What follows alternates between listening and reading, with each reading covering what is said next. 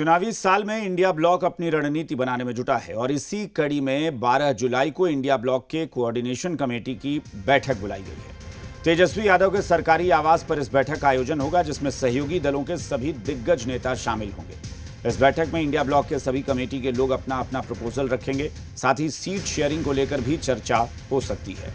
चर्चा इस बात की भी है कि इस बैठक में पशुपति पारस की एंट्री को लेकर भी बात हो सकती है। आगामी चुनाव को लेकर इंडिया ब्लॉक एक बार फिर मंथन करने के लिए बैठेगा।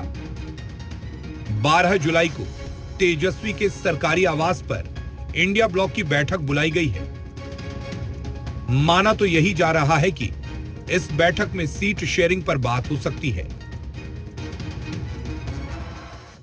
इंडिया गठबंधन में सीट कोई विषय नहीं है। ऑलरेडी सब कुछ बहुत ही तार्किक तरीके से अपने मंजिल की ओर है।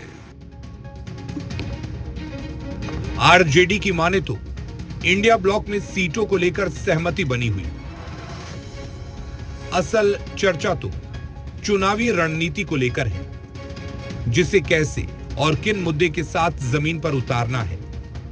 लेकिन विरोधियों को लगता है कि इससे कुछ होने वाला नहीं है। ये महागठबंधन जिसमें किसी को दिल से दिल का मेल नहीं है, ये स्वार्थ का गठबंधन है। कोई फायदा नहीं है। जितना भी बैठ लें, बैठक तो करते हैं लेकिन उसका नतीजा नहीं निकलता है। पहले बैठकें होती थी जिनमें लगता था तेजस्वी यादव को कि हमारे नाम पर मुहर लगेगा, लेकिन वो सारे बैठक धरे के धरे रह गए।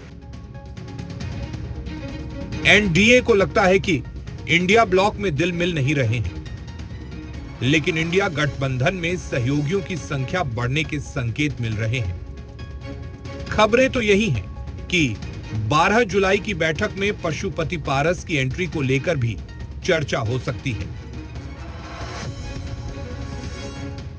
अगर चर्चाएं होती होंगी पारस जी का तो बुरा नहीं है, क्या दिक्कत है? चूंकि वो बार बार प्रयास कर रहे हैं इंडिया गठबंधन में आने को, तो इंडिया गठबंधन विस्तारित होता है तो कोई बुरा बात नहीं है।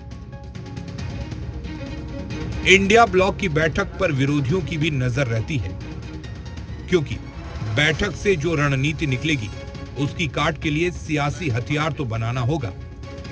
तो फिर इंतजार कीजिए बैठक में इस बार क्या रणनीति बनती है। रूपेंद्र श्रीवास्तव, जी मीडिया, पटना।